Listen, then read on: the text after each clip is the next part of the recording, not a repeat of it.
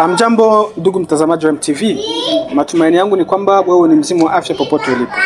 Basi leo tumekutana tena kwenye video namba 2 ya procedure za uzaji wa udongo hapa Jamhuri ya Kidemokrasia ya Kongo.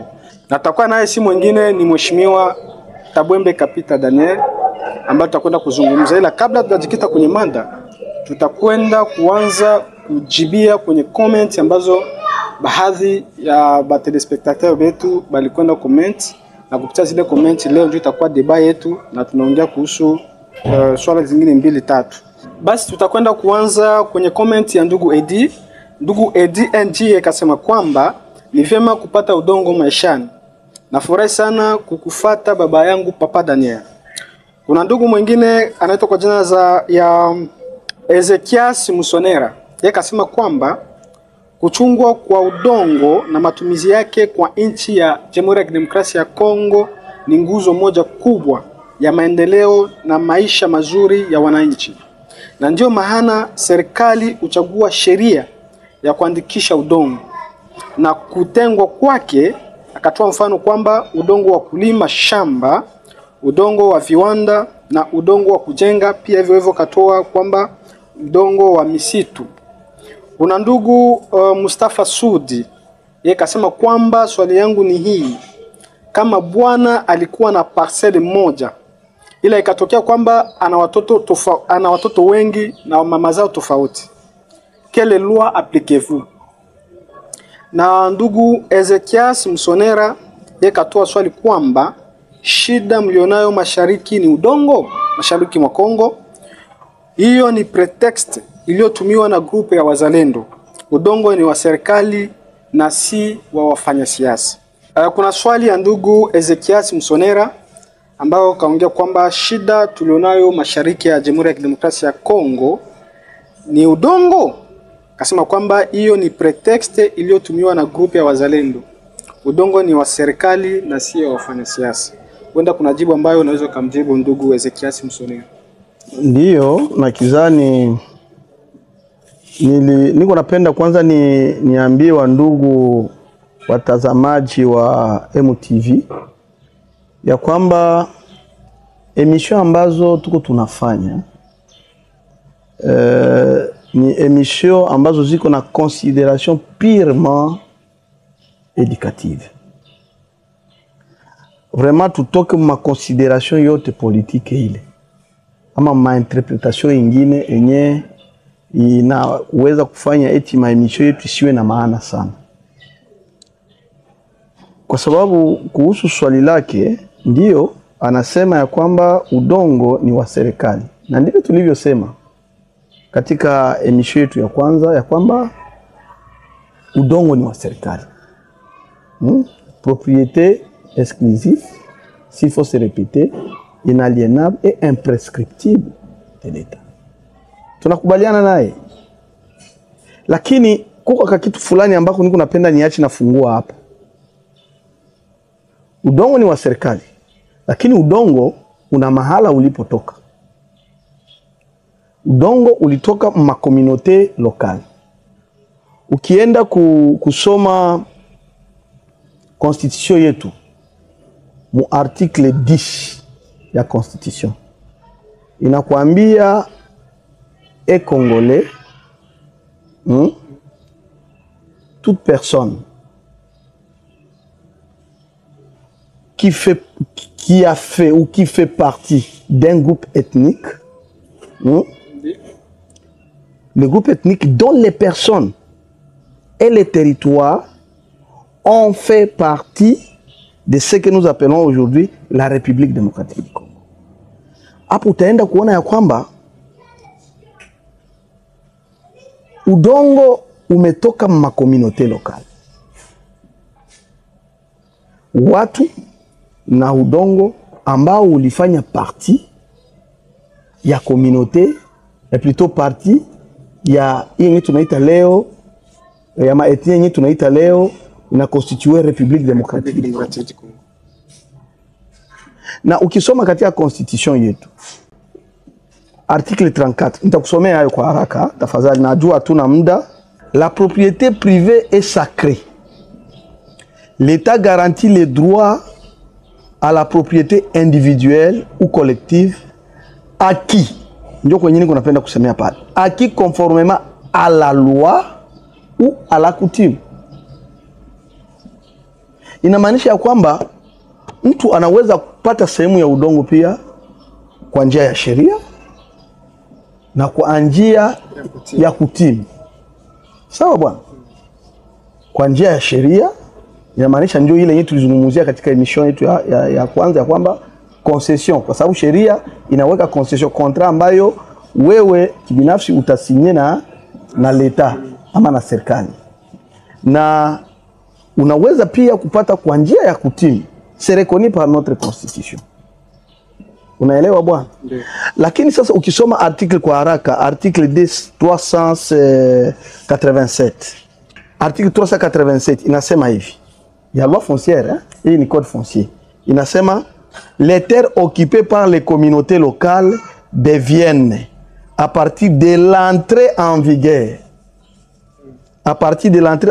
en vigueur de la présente loi des terres domaniales. A partir ya kuingia kwa hii sheria en vigueur, njo ile yote mabulongo ya makomunite lokale ilifanyika kuwa mater domaniale, kuwa mater ya serikali en d'autres termes. Inamaanisha ya kwamba udongo una mwanzo wake, lakini tulifika mahali fulani mu 64 na loi bakajika yenye toka mu 66 njo wakakonsacre, n'est-ce pas, udongo kuwa propriété exclusive inalienable ya leta. Sawa? Kwa sababu napenda niache na muonyesha hapo wakati alisema kwamba udongo ni wa serikali. Udongo una mahali ulipotoka ili ufike kuwa udongo wa serikali. Na kwa swali lake sasa anasema, je, uko mashariki? Shida tulionayo si ya udongo. Si ya udongo, hapana. Ni pretext ambayo wazalendo waliunda. No. Hana sheria. Ndugu, niliandika jina lake hapa, ndugu Musonera Ezekias. Hana raison. Kwa sababu nitakupatia mifano 2 ama 3. Tukisema Wahema na Walendu leo ni Wabantu wenye mko province oriental, mangamu za Ituri huko. Wana shida leo. Shida yao ni nini? Ni udongo. Wamoja ni walimaji, wengine baelever, voilà. Mbororo. Wambororo ni watu ambao pia ni katika province oriental nao, lakini ni ba uwele na ouwele mingi sana. Ouwele ngambo ya parki ya Garamba, wao pia wana hiyo shida huko, na wapeple autochtone wao ni wa peuple pasteur nao vile wa elever. Mbororo ni wa elever na wapeple autochtone ni walimaji.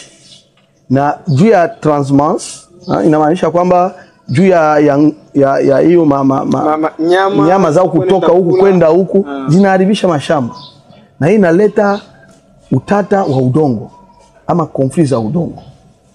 Sawa bwana? Tukienda Sud Kivu kuna Wafuliru, kuna Wafuliru na Wanyindo na Wabembe, ni walimaji pia. Sawa bwana? Ni walimaji. Na kuna kabila ambalo nalo lina problem ya kuvuka ama ya uvukaji ama ulivyosema ya transhumance ya kukulisha nyama, na hiyo inaleta utata huko. Asituambia kwamba sio problem. No, hiyo ni problem kubwa ambayo inaleta utata na shida ya udongo mahali na mahali. Na kizani nimejibu kwa swali la. Asante sana mzee. Ila kuna swali lingine la ndugu Mustafa Sudi. Yeye kauliza kwamba swali yangu ni hii: kama bwana alikuwa na parcelle moya ila na batoto ba mama tofauti, quelle loi appliquez-vous? Na maana kuna sheria gani ambazo mtu anaweza akawa na parcelle moya lakini alikuwa na bibi 2 3? Takuwa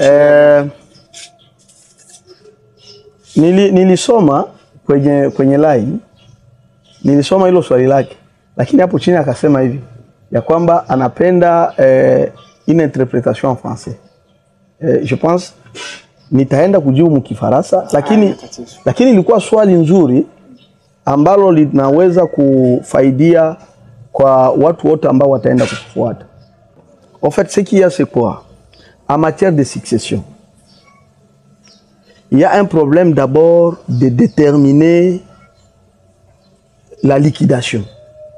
Parce qu'il y a des liquidations. Il y a la liquidation des régimes matrimoniaux et la liquidation de la masse successorale. En ce qui concerne la liquidation des régimes, comme vous le savez bien,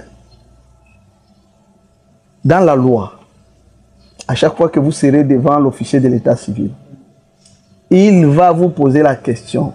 Vous êtes venu avec votre conjoint, mais vous avez opté quel régime? C'est très important. Vous avez opté pour quel régime? Et lorsque quelqu'un meurt, c'est la première des questions qu'il faut se poser. Ça va? Vous posez d'abord la question, est-ce que le monsieur était marié? Oui. Est-ce qu'il était légalement marié? Oui. Il était marié sous quel régime? Et c'est là où ça commence. Parce que répondre à la question, ça expliquer ce que je vais dire, donc on sera trop superficiel. J'aimerais d'abord qu'on explique ça. Et voilà pourquoi il faut encourager nos enfants à faire l'état civil ou le mariage civil. Pourquoi? Parce que lorsqu'on détermine le régime, il peut s'agir des régimes de communauté universelle des biens, régime des communautés réduites aux acquis et régime de séparation des biens. Voilà. Allons-y lentement. Régime des communautés universelles des biens. Lorsque vous réalisez que le défunt avait opté pour les régimes de communauté universelle, c'est-à-dire les conjoints survivants ou la conjointe survivante aura automatiquement les 50%. Ça va? Du patrimoine. 50%. Et lorsqu'on enlève 50%, on reste avec combien?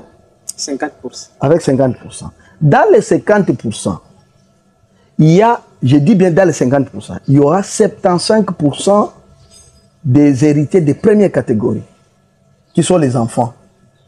Attention, là aussi, il faut identifier les enfants nés dans comme hors mariage. Donc, tous les enfants auront 75%. Et lorsqu'on enlève 75%, on reste avec combien? 25%. Avec 25%. Dans les 25%, il faut faire très attention. Il y aura encore, comment dire? 12,5. 12,5 pour les conjoints ou la conjointe survivante. Parce que celui qui est mort, peut-être soit les conjoints, soit la conjointe. Ça va? Les défunts ou la défunte. 12,5. Lorsqu'on prend 12,5 plus les 50%, ça fait combien? Ça fait 62,5. C'est-à-dire, lorsque vous optez pour les régimes des communautés universelles, c'est ce que nous appelons abusivement les régimes de communauté des biens, vous devez vite comprendre que dès que moi je décède, les conjoints ou la conjointe survivante aura 62,5%. Ça va? Il y a vite un bavio. Voilà. Et comment dire, les 12,5% sera pour les héritiers de deuxième catégorie, qui sont les frères et les sœurs du défunt. Maintenant, en ce qui concerne le régime de communauté réduite aux acquis, cela prouverait que tous les biens que vous avez acquis avant le mariage, lorsque parmi les conjoints quelqu'un décède, tous ces biens-là ce sont des propriétés privées pour les conjoints, n'est-ce pas? Ce qui sera divisé ou partagé, ce ne sera que le 50% des biens que vous avez acquis ensemble dans ou pendant le mariage. Est-ce que je me fais comprendre? Maintenant, en ce qui concerne les régimes de séparation des biens, là, le patrimoine ou les biens que vous avez acquis pendant ou avant le mariage, ça sera privé. Chacun aura ses propres biens. Maintenant, je reviens à la question. S'il faut revenir à la question. Il a posé la question de savoir s'il arrivait que l'un des conjoints meurt, n'est-ce pas? Lui, il a parlé de papa. Il a parlé de papa. Donc, il avait plusieurs femmes. Hein, dans les termes vulgaires, il avait plusieurs femmes. Dans les termes techniques, il avait plusieurs lits. Lorsqu'il décède, la loi ne peut reconnaître que, je dis bien, la loi ne reconnaîtra que la femme légitime. Donc, la femme avec laquelle il s'est présenté devant l'officier de l'État civil.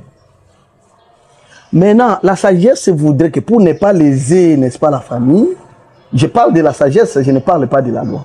Maintenant, la sagesse voudrait que pour ne pas léser les membres de la famille, souvent, les familles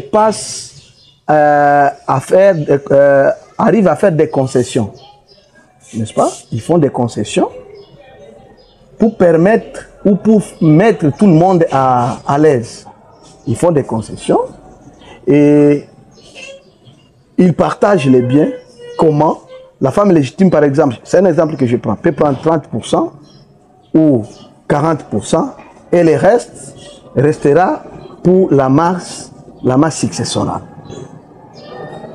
Maintenant, là, c'est la sagesse, je ne sais pas moi, si je vais appeler ça la sagesse bantou ou quoi que ce soit.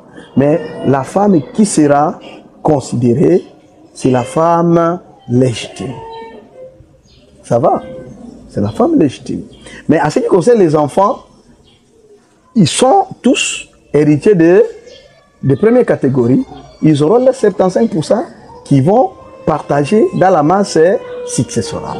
Donc, ce qu'il faut retenir, c'est qu'il y a la liquidation des régimes d'abord et la liquidation de la masse successorale. Ndugu Mustafa Sud, popote alipo nawaza kwamba majibu ambayo alikwenda kujibiwa na yatamsaidia kwenye vitu vingine ambavyo huenda vilikuwa vikimsumbua. Basi ulituahidi kwamba kwa roho ya huruma ungeweza kuongelea kuhusu conversion.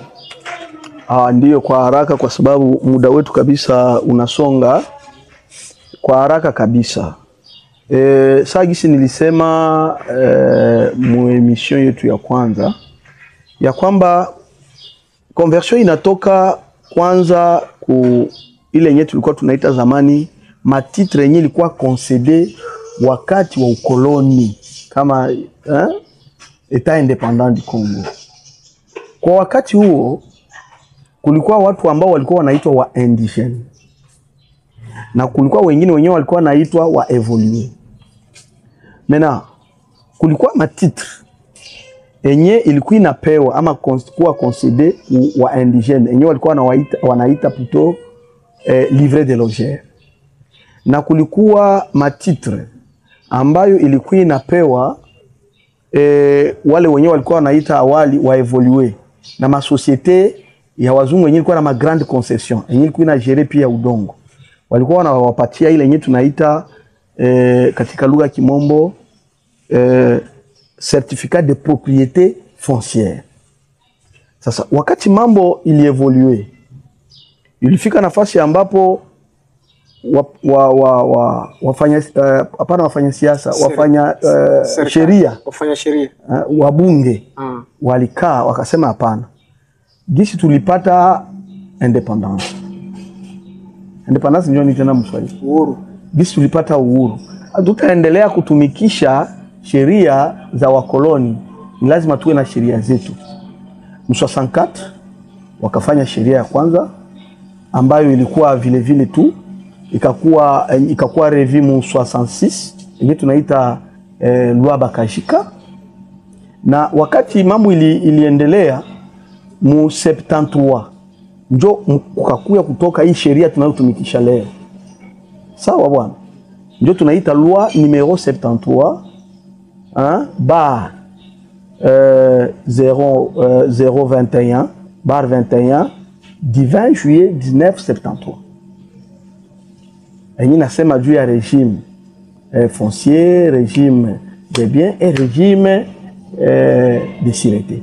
Wakati hiyo loi inatoka mu article yake 390 ikasema hizo zote documents ama hizo titre zenye zilikuwa concedé wakati wa ukoloni zimeanguka na zinapaswa kuwa converti sasa mu certificat d'enregistrement. Ni pale tunazungumzia mambo ambayo inaongelea conversion. Kama unasikia conversion kwa affaire foncière, ni hapo ilipoanza. Sawa bwana? Lakini katika conversion le mpaka leo ndio tuko tuna convertir ma certificat de propriété foncière, tuko tuna convertir ma livret de logeur juu mpaka sasa ipo watu ambao wanakuja nayo. Lakini ile ambayo tuna convertir hiyo article 390 inasema non seulement convertir hiyo matitri inakufa na tutaiconvertir hiyo tu, lakini tutaconvertir pia ma documents similaires. Documents similaires ndio yenyewe tunaita leo ma fiche parcellaire, attestation d'occupation parcellaire na attestation de confirmation. Fiche parcellaire na attestation de confirmation inatokaka ku quartier. Maintenant attestation d'occupation parcellaire inatoka ku commune. Sawa bwana? Sasa hiyo yote ma document hiyo na ma livret de logeur na ma certificat de propriété foncière ndio tunakuaga tuna convertir sasa mu certificat d'enregistrement. Or on ne peut établir un certificat d'enregistrement kama ulifanya mise en valeur. Mise en valeur c'est à dire kama ulijenga. Sawa bwana? Kama ulijenga tunakufanyia certificat d'enregistrement. Mambo iko marefu sana kwa sababu kuna mambo mengine ambao watu hawaelewi. Ukinunua par exemple parcelle ambayo ilikuwa ya ONEL, hatutakulomba fiche parcellaire, hatutakulomba attestation ni de confirmation ni d'occupation parcellaire ni livret de logeur, mais tutakulomba par exemple document yenye inaitwa appurement. Hiyo nao ni subasement yenye tutakuomba, kwa sababu kama hiyo haipo dossier yote yenye inatoka par exemple kwa nyumba ya ONEL na vingine vyote haitapita. Ile masosiete ya zamani ya construction yenye ilikuwa inafanya mikopo. Voilà. Hapo ndio tunazungumzia conversion. Asante sana mzee, na tunashukuru kwa mara nyingine tena kuweza kutupokea na kuweza kujibu kwa swali zote ambazo ndugu zetu walikuwa nazo kwa commentaire ya page ya MTV. Ndio, asante sana. Na tunatumaini kwamba kwa mara nyingine tena tutakwenda kuwa pamoja na tuweze kumalizia procedure kufuatana na muda wako ambao unatupatia. Asante. Asante. Asante pia ndugu mtazamaji wa MTV, ulikuwa nasi mwanzo mpaka mwisho. Leo tulikuwa tunajibu kwa kila swali ambalo lilikwenda kuulizwa kwenye comment ya YouTube yetu ya MTV. Basi tunakuomba kwa kila aliyekuwa na swali liweke chini ya comment, na video yenye tafuata utakwenda kujibiwa kama ipasavyo. Basi nikwambie kwamba usisahau kulike, comment pia na kupartager ili kuweza kusaidia watu wengine ambao huenda wana matatizo kama na yako. Basi tukutane kwa mara nyingine. Ciao.